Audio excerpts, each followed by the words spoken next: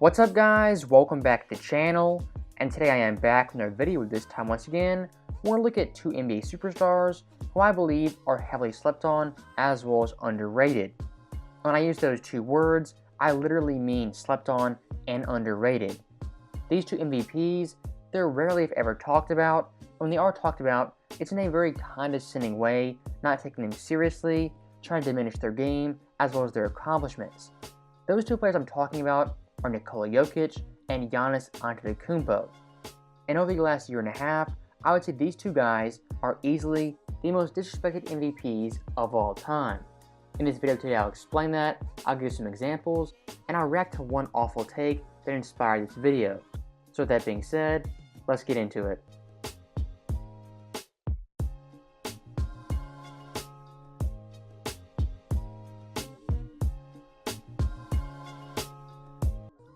So like I said in the intro, Giannis and Jokic, for MVP level superstars, get absolutely zero respect from the media as well as most NBA fans.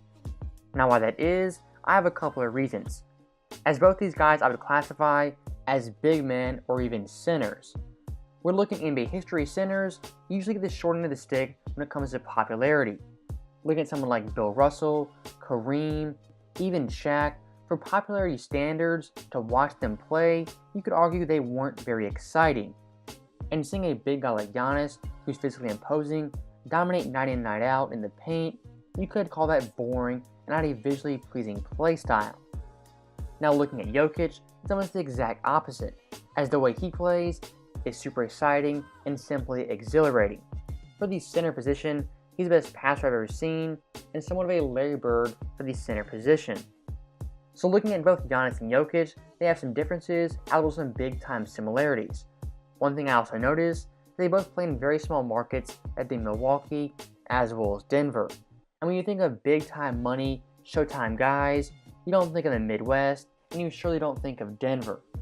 And the last big similarity is that both these guys are foreign superstars. Now this could be an unknown factor. How can you really gauge it?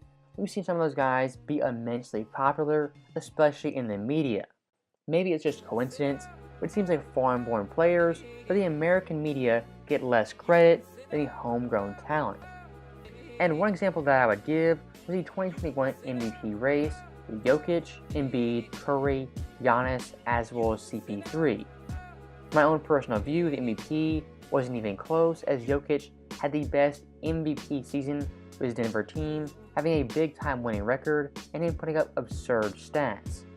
And for most NBA fans, we all knew Jokic, putting our bias aside, he was a clear-cut MVP winner. But looking at the NBA media, you had tons of people argue for someone not named Jokic. Maybe it was clickbait, maybe it was clout chasing, whatever it may be, there were a lot of talking heads pushing back on Jokic being the MVP winner. When you look at the list of league MVPs over history, I say this with respect to Jokic. Historically speaking, he would be the worst one we've had in 35 years.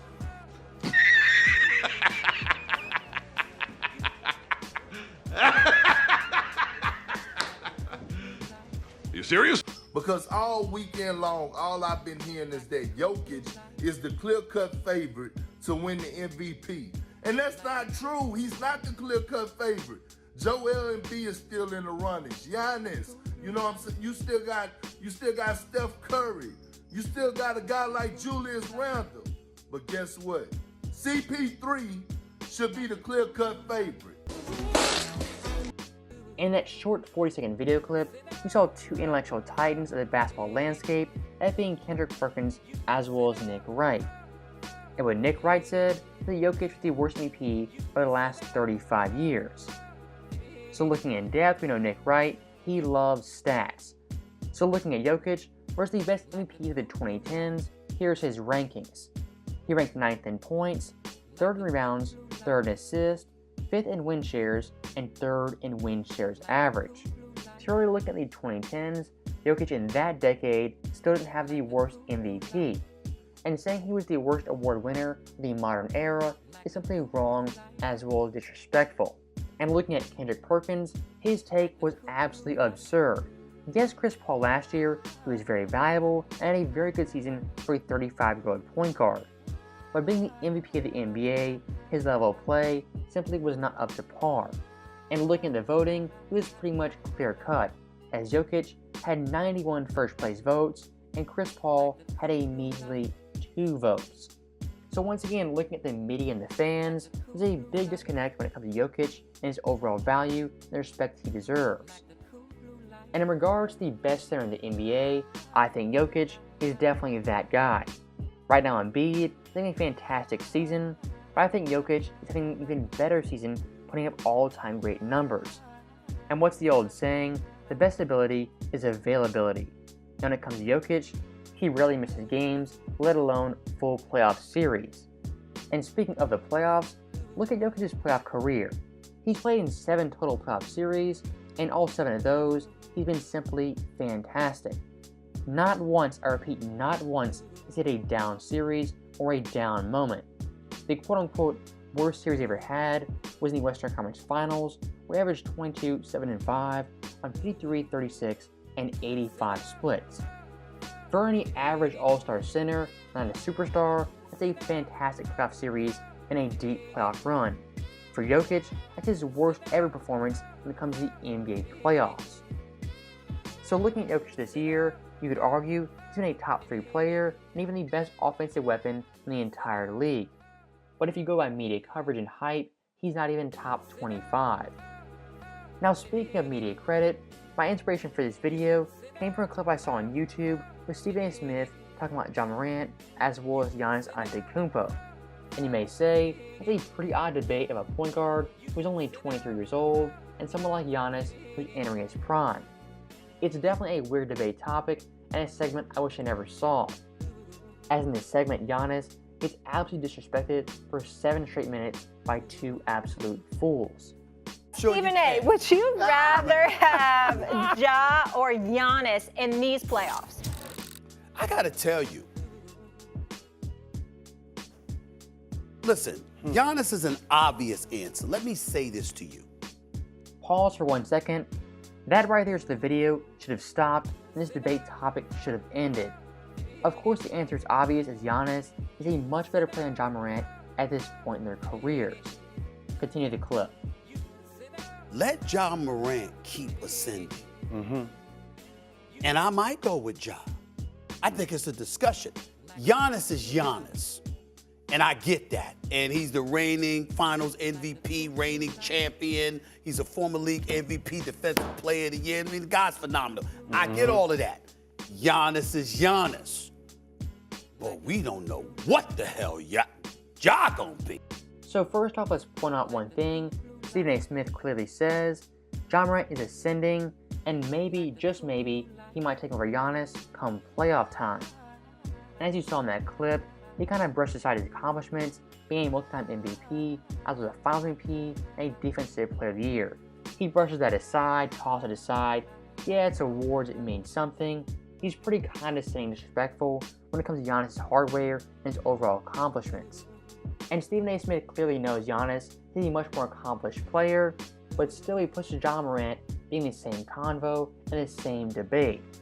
Once again, Ja Morant, he's fantastic, he's great, he'll probably be a multi-time All-Star and possibly a Hall of Famer if everything goes right.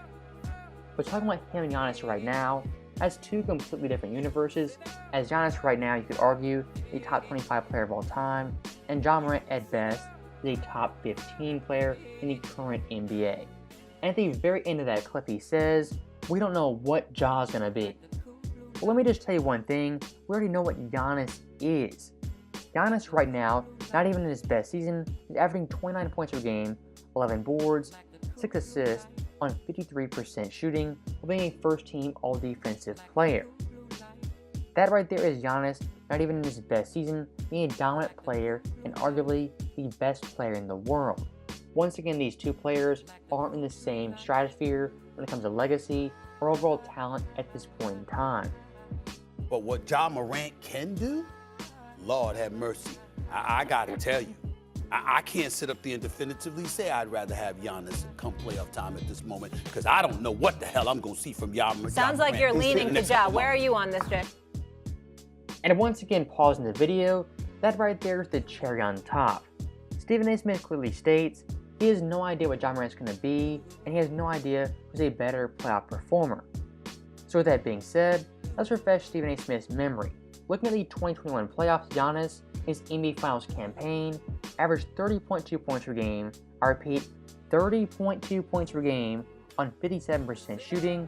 He averaged 12.8 boards, the most in the playoffs, and 5.1 assists as a center. In NBA history, how many players do you think have averaged that en route to a championship? Only one player ever.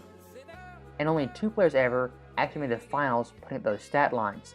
The other player being LeBron James, arguably the best player in NBA history and definitely the best player of the 2010s decade. Giannis right now is in rare air and rare company. Very few players, if any, accomplished what Giannis did in the 2021 playoffs. And even going more in depth, looking at Giannis in the finals, how can we discredit what he did in that series? After Game 1, when he was hurt and dealing with injury, the rest of the series, he averaged 38.2 points per game on 63% shooting. He had 12.4 boards and 5.2 assists. What person in their right mind right now will compare Giannis, only top 3 NBA player, to a young guy like Ja Morant? You wouldn't do it with KD, you wouldn't do it with Kawhi, LeBron, any other big-time superstar. These comparisons would not happen. But for some odd reason, Giannis always gets dragged down in these comparisons, he gets discredited, and for some odd reason the media, as well as some NBA fans, don't respect his skill set or his overall basketball legacy. And to kind of cap off this reaction, Giannis in Game 6 of the Finals, let's not forget, he had 50 points on 64% shooting in a Game 6 victory that clinched the championship. That right there hadn't been done since the silent movie age in the black and white films. Giannis quite literally in that series was all-time great and an historic finals run. Once again, Ja Morant, he's fantastic, no hate to him, but Giannis on a different tier and different level of superstar greatness at this point in his career. Now with that being said, that's the end of the video. As always, thank you guys for watching, I hope you enjoyed it. I'll see you guys next time.